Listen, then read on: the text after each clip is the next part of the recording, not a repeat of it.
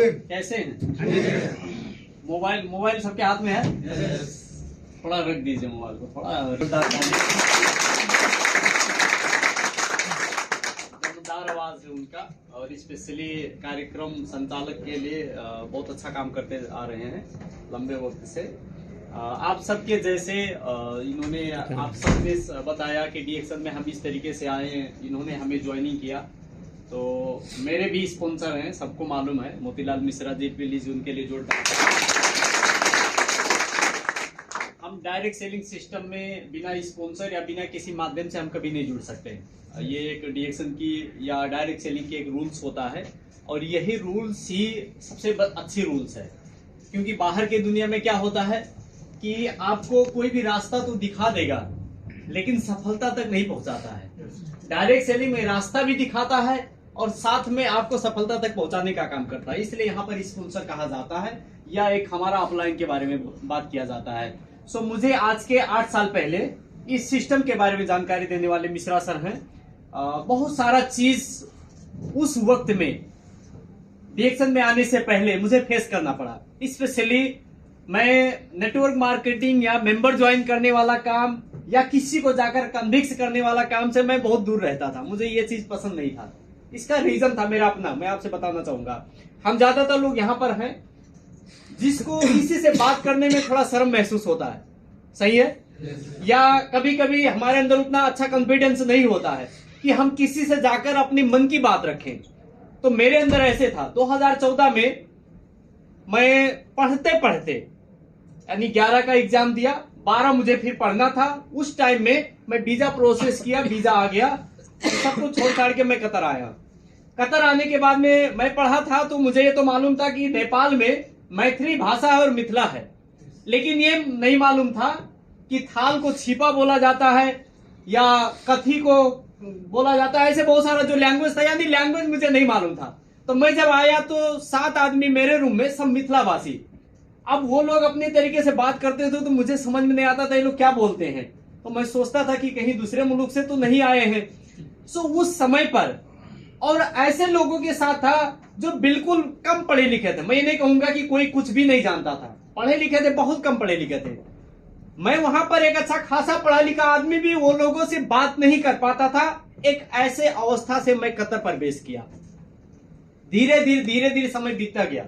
किसी से जब बात करता था तो मेरे आंख से आंसू निकल आता था, वो कॉन्फिडेंस ना होने की वजह से। तो मुझे जब मोतीलाल मिश्रा सर मिले और बताने लगे इसके बारे में, तो जहां पर मुझे समझ में आया कि लोगों को जाकर बताना पड़ेगा, तो मैं अपने आप में थोड़ा पिछड़ने लगा। यार बताने वाला काम तो बहुत मुश्किल है। तो मैं बहाना बनाना शुरुआत कर दिया। फ्राइडे रूम में रहता था और जब फोन करते थे तो बोलता सर ड्यूटी हूं, झूठ बोलता था। एक ऐसी समय आया, कहा जाता है कि आपको हमेशा फोर्स करने वाला आदमी कहीं मिल जाए तो कि तो आप छोड़ दोगे कि तो फिर आप कामयाब हो जाओगे। तो मुझे उस समय पर वो बार बार फोर्स करते रहे। उनका फोर्स से मेरे दिमाग में एक ऐसा चीज आया कि भाई बंदा इतना बोल रहा है तो यार एक बार समझते हैं है क्या। तो मैंने उनसे रिक्वेस्ट किया कि सर सब कुछ ठीक है, आपका पहनावा, आपका बात करने का तरीका, आपका बिहेव, सब कुछ मुझे पसंद है, लेकिन इसमें सेटिस्फाइड होने के लिए मुझे कुछ चीज चाहिए जिससे मैं अपने आप को सेटिस्फाइड कर सकूं, मैं ज्वाइन हो जाऊंगा। तो मैंने एक किताब पढ़ा। इसलिए मैं हमेशा कहता हूं स्टडी बहुत जरूरत है, और मैं एजुकेशन को बहुत रिस्पेक्ट करता हूं। हम किसी भी सेक्टर में काम करें, कहीं पर भी सफल हो, लेकिन एजुकेशन मोस्ट इंपोर्टेंट है। तो मैं जब वो बुक पढ़ा, बुक पढ़ने के बाद में मुझे अपने आप में एहसास हुआ कि संसार में सफल व्यक्ति जो होता है एक धनी होता है। मैं धनी को धनी नहीं कहता हूं। धनी जो होता है पैसे से हो सकता है, लेकिन सब चीज से धनी कभी नहीं हो सकता है। लेकिन जो सफल होता है, जो संपन्न व्यक्ति होता है, सफल व्यक्ति एक काम से कभी भी सफल नहीं हो सकता है। हम आज जिस जगह पर हैं, हम एक प्रवासी मुल्क में किसी कंपनी में छोटा या बड़ा सैलरी में डिपेंड होकर काम कर रहे हैं, सही है? हमारे पास सिंगल वर्क है, सिंगल इनकम की वे है, और ये कभी भी बंद हो सकता है। इसका कोई गारंटी है? ये हमारा परमानेंट जॉब तो नहीं है कि भाई एक बार सिलेक्ट हो गया जिंदगी भर लगे रहो।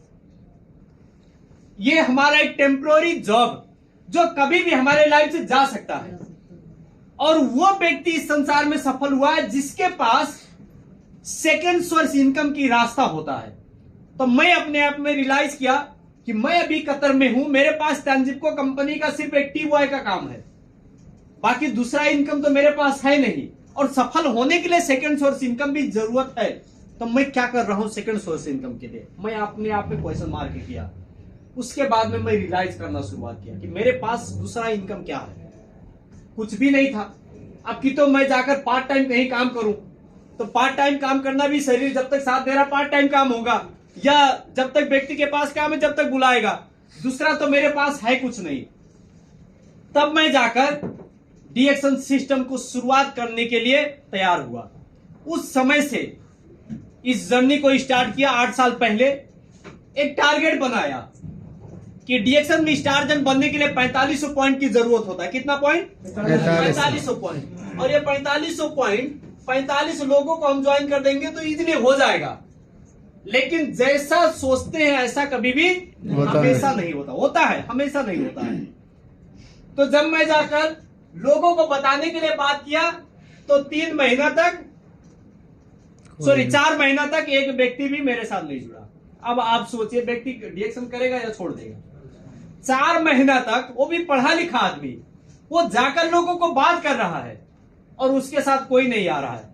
अब वो डीएक्शन में आएगा? यहां पर अभी के टाइम पे 1 हफ्ता 2 हफ्ता 1 महीना तक आदमी सब्र नहीं करता और छोड़ छाड़ के चल देता है। अरे यार नहीं होगा, छोड़ो। सही है? मैं 4 महीने तक, आज के 8 साल पहले की बात बता रहा हूं, एक व्यक्ति भी नहीं जुड़ा। नर्वस तो हुआ मैं भी सोचा नहीं होगा, ये सब छोड़ो। कन्विंस करने वाला काम बहुत मुश्किल है। आज के टाइम पे परिवार को आदमी नहीं कन्विंस कर सकता है, अपने भाई को कन्विंस नहीं कर सकता, अपनी वाइफ को कन्विंस नहीं कर सकता, माता पिता को कन्विंस नहीं कर सकता। मैं जिसको जानता ही नहीं उसको जाके कन्विंस करना मुश्किल काम है कि नहीं? मुश्किल है, बहुत मुश्किल काम है भाई। जिसको मैं जानता ही नहीं हूं, हमारा कोई रिलेशन ही नहीं है, उसको जाकर कन्विंस करना तो एक चैलेंज की काम है। तो ये काम मुझसे नहीं होगा। मैं अपने आप में हिम्मत हार गया था। उसके बाद में ऑफिस आना जाना थोड़ा ढीला कर दिया।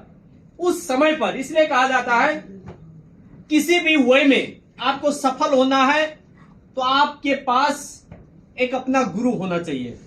तो मुझे इस सिस्टम में फिर से रिएक्टिव करके, मुझे फिर से एक हाई कॉन्फिडेंस देकर, बार बार उनका उस तरीके का सपोर्ट जो है आज के टाइम पे educative double diamond mister Ashok Kumar Giri, please उनके लिए जोरदार ताली। मुझे फिर से इस सिस्टम में काम करना चाहिए। यदि आप डीएक्शन किसी भी रीजन से छोड़ देते हैं तो आप एक बार सोचिए कि डीएक्शन के अलावा आपके पास दूसरा क्या रास्ता है जहां पर कल आपका शरीर काम करना बंद कर देगा तो भी आपको पैसा आएगा। तो मैंने सोचा, और वास्तव में है भी नहीं कुछ, मैंने सोचा कुछ भी नहीं, तो क्यों ना हम इसमें थोड़ा लेट ही सही कंटिन्यू रहें। मैंने फिर से इस जर्नी को स्टार्ट किया। उसके बाद में 7 महीने के अंदर मेरा पीवी 1500 पहुंचा। उस टाइम में मोतीलाल मिश्रा सर और बहुत सारे लीडर, दुर्गा प्रसाद कुर्मी को आप लोग जानते हो, सरोज नटुआ को जानते होंगे, वो सब स्टार रूबी की सम्मान ले रहे थे और मैं 1500 पीवी था। जैसे आज हमारा जो प्रोग्राम हुआ कि स्टार एजेंट एबव को हम उस प्रोग्राम में लाएंगे, एक टारगेट फिक्स किया गया। ऐसे वहां पर सम्मान हो रहा था दोहा ऑफिस में, तो वहां पर स्टार एजेंट से ऊपर का सबका सम्मान हो रहा था। मोतीलाल सर मुझे बोले भी कि आप भी ले लीजिए, कौन पूछने जाएगा। लेकिन मैं बोला नहीं, ऐसा करने के बाद में क्या होता है कि आपको फिर कुछ अचीव करने की जरूरत नहीं पड़ेगा, जो इजिली मिल जाए उसका महत्व क्या, अर्थ क्या। तो मैं बोला नहीं, मैं 1500 पीवी है, मैं मेंबर हूं, मैं स्टार एजेंट का सम्मान नहीं ले सकता। उसके बाद में उसी दिन मैं अपने आप में कमिटमेंट किया। इसलिए अभी 2025 जो न्यू ईयर अभी हमारे लाइफ में जस्ट स्टार्ट हुआ है, ये हमारा कमिटमेंट 2025 अंतिम तक हमें बहुत हाई अचीवमेंट देने वाला है। मैं इसके बारे में आप लोगों को बताना चाहूंगा। सो उसी दिन मैं मोतीलाल सर को फोन किया शाम को, उनको याद है कि नहीं मुझे अभी भी याद है, कि सर मुझे आने वाले 3 महीने के अंदर एनी हाउ स्टार एजेंट बनना, इसके लिए मुझे कितना भी मेहनत करना पड़ेगा, मैं तैयार हूं। उन्होंने बोला मैं सपोर्ट करने के लिए तैयार हूं। और 3 महीना से पहले ये 1500 पीवी वाला व्यक्ति 4500 पीवी पहुंचा के स्टार एजेंट बन गया। तो ये मेरे अंदर एक टारगेट सेट हुआ। इसलिए कहा जाता है कि संसार में वही व्यक्ति सफल होता है जिस व्यक्ति के अंदर कुछ पाने की जिद होता है, और हम ज्यादातर लोगों के अंदर जिद ही नहीं है। सांप मालूम है, सांप के अंदर बिख ना हो तो उसको हर कोई पकड़ेगा, लेकिन कोबरा को पकड़ता है कोई? सांप के अंदर बिख और इंसान के अंदर ईख अगर जो नहीं है तो फिर कामयाब नहीं है।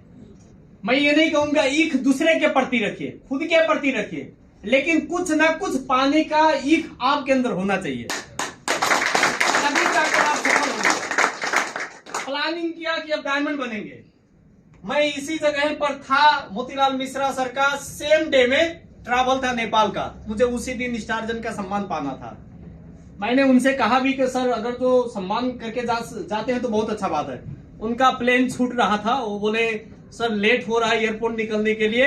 उस टाइम में उनका सम्मान नहीं मिला मुझे। हुमाकांत पोखरेल एक बहुत पुराने लीडर है, अभी नेपाल में है, सीनियर डायमंड, वो सब उसी टाइम पे एक पावरफुल लीडर थे, वो लोग मुझे सम्मान किए। मोतीलाल सर 1 की 1.5 महीना गौतम मिश्रा जी का शादी था कि क्या उसमें गए थे और उन्होंने लेट कर दिया वहां पर वापस आने के लिए।